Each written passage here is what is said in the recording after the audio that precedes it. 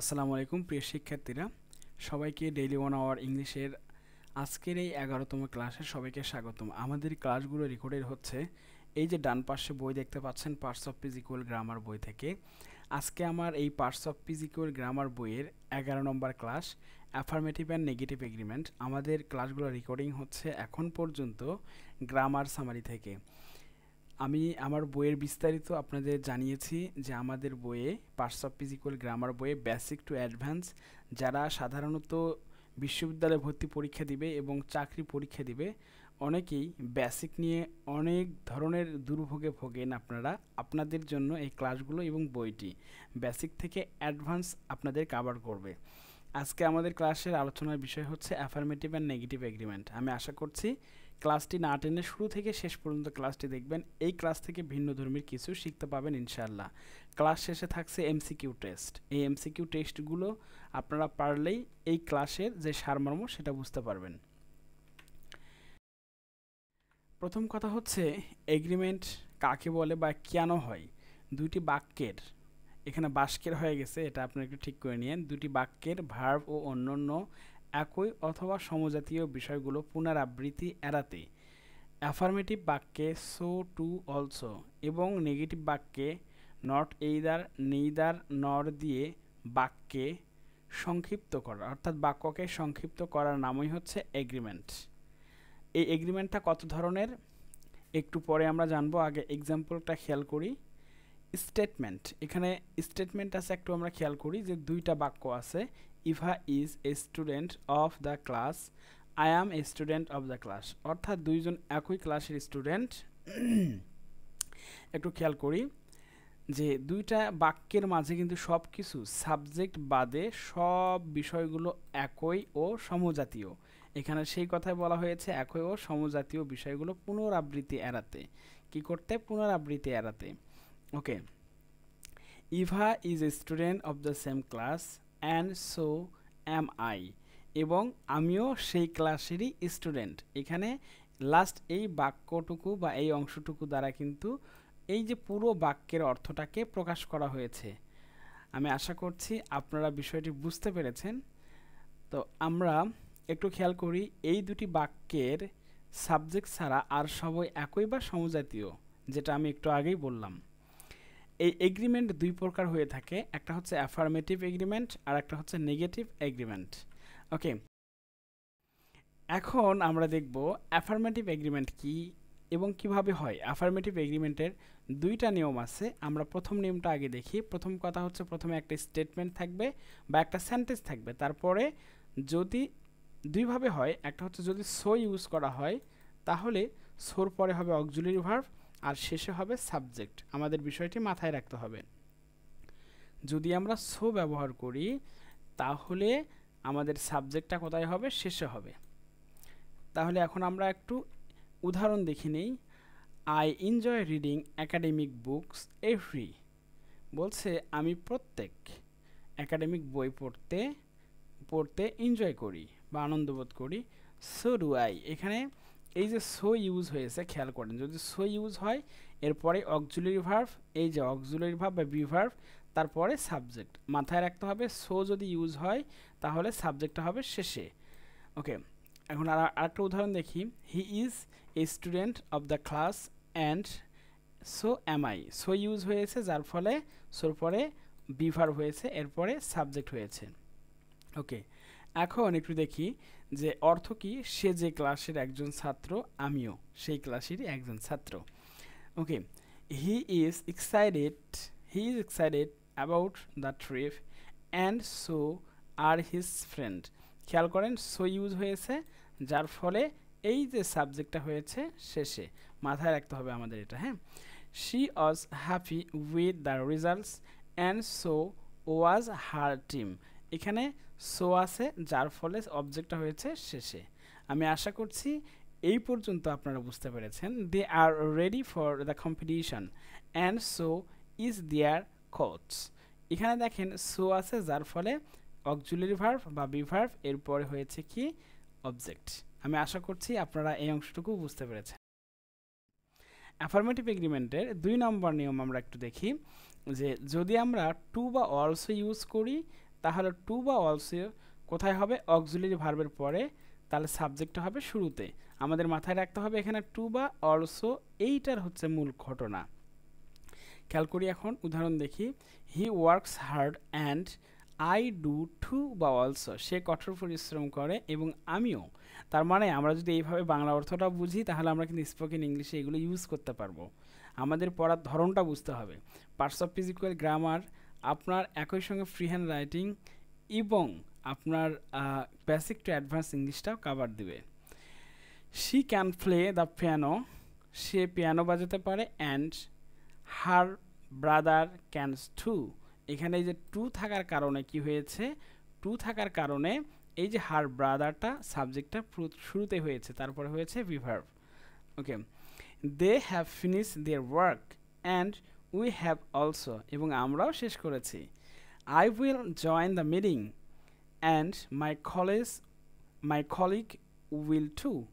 এখানে টু বা also main ঘটনা কিন্তু আমাদের এইখান থেকে টু বা অলসো যদি ইউজ হয় তাহলে কিন্তু আমাদের অ্যাসারেটিভ নিয়মে গঠন হবে। ওকে, এখন আমরা দেখব নেগেটিভ এগ্রিমেন্ট। খেয়াল করি একটু। 1 নম্বর, এখানে এটারও কিন্তু দুইটা কি আছে, এটারও দুইটা নিয়ম আছে। এটা হচ্ছে 1 নম্বর। প্রিয় শিক্ষার্থীরা এখানে একটু আপনারা 2 কেটে দিয়ে এখানে 1 বানায় নেন। হ্যাঁ, প্রথমে হবে নেগেটিভ স্টেটমেন্ট। অবশ্যই স্টেটমেন্টটা হবে নেগেটিভ। তারপরে যদি আমরা নট ইদার ইউজ করি বা ইদার ইউজ করি তাহলে কি হবে? এই যে সাবজেক্ট তারপরে অক্সিলারি ভার্ব। মাথায় রাখতে হবে বিষয়টা কিন্তু। যদি কি ইদার, এটা কিন্তু মনে রাখতে হবে। ইদার ইউজ হইলে প্রথমে অ্যাসার্টিভ নিয়মে গঠন হবে, সাবজেক্ট তারপরে অক্সিলারি ভার্ব।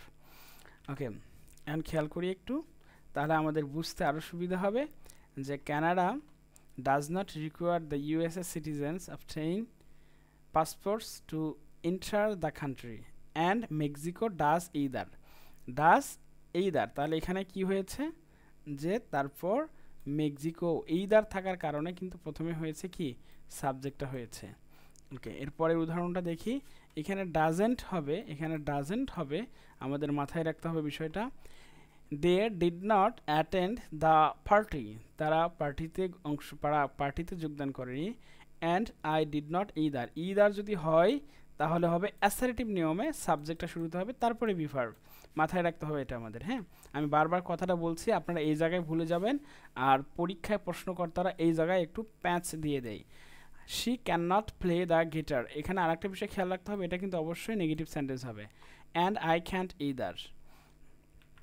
এরপরে দেখেন, we want go to the event and they want either.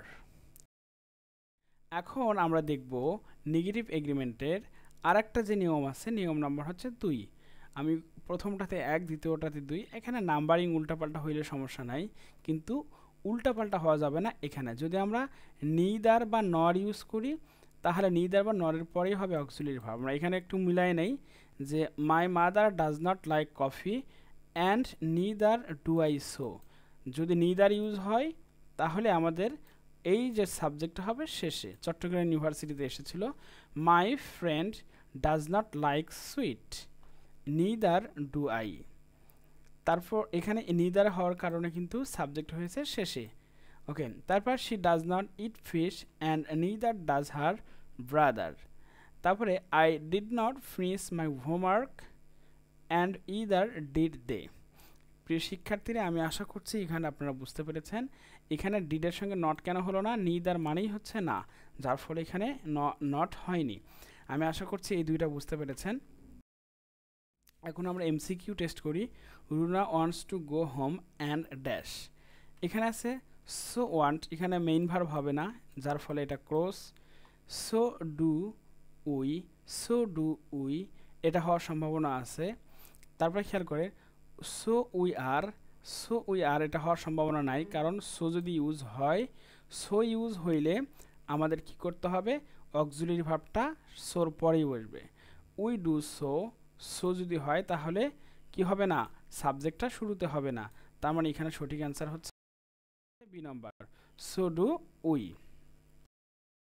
এরপরে 2 নম্বরটা একটু সবাই খেয়াল করেন, না পারলে আমি আপনাদের করিয়ে দেব। একটু সবাই দেখেন।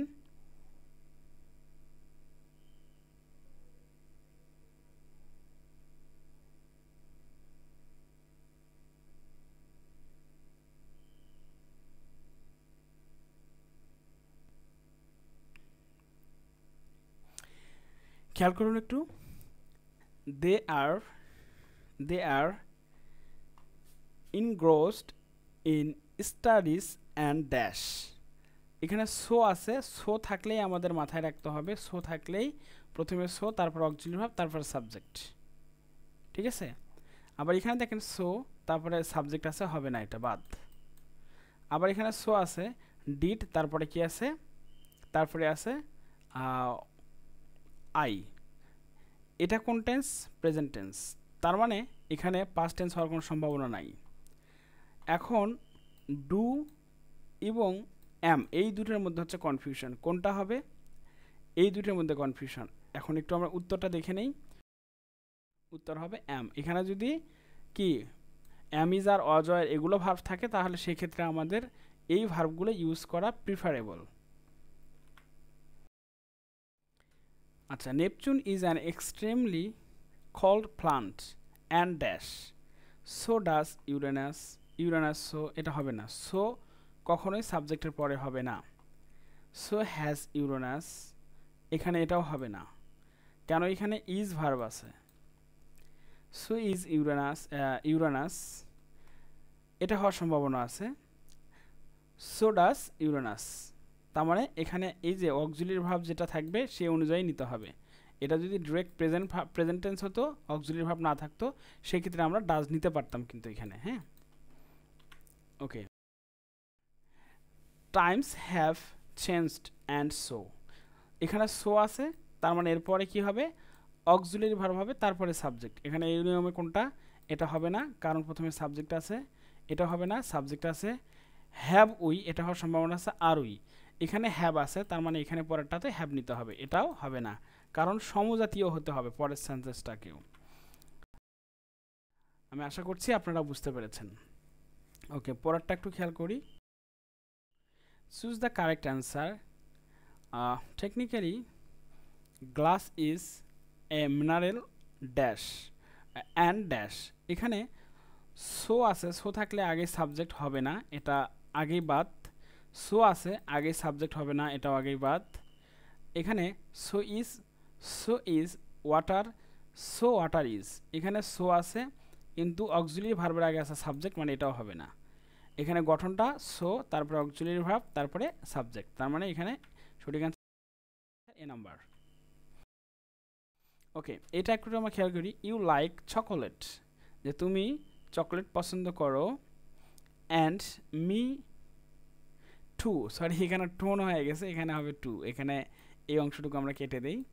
হ্যাঁ, টু, তার মানে এখানে মি টু, এখানে তো সাবজেক্টিভ হবে, অবজেক্টিভ হবে না, খেয়াল রাখতে হবে চতুর্দিকে। হ্যাঁ, and I also, and I too, এখানে অক্সিলারি ভার্ব নাই, তার মানে এটা বাদ। আমাদের কিন্তু একটু চৌখস হতে হবে। হ্যাঁ, এরপর and so do I, and so do I, এটা হওয়ার সম্ভাবনা আছে। অ্যান্ড আই অলসো, এটা হওয়ার সম্ভাবনা ছিল, কিন্তু এখানে অক্সিলারি ভার্ব নাই, তাহলে কোনটা হবে? এখানে হবে ডি নাম্বারটা। আমাদের খেয়াল রাখতে হবে একদম চতুর্দিকে। হ্যাঁ, ওকে, আপনাদের অসংখ্য ধন্যবাদ আজকের ক্লাসটি এনজয় করার জন্য। ইনশাল্লাহ আবারও আপনাদের সঙ্গে দেখা হবে পরবর্তী কোনো ক্লাসে। এ পর্যন্ত সবাই ভালো থাকবেন, এবং আমাদের parts of speech equal grammar বইটি সংগ্রহ করার জন্য আপনাদের বিশেষভাবে বলা হলো। ধন্যবাদ, আসসালামু আলাইকুম।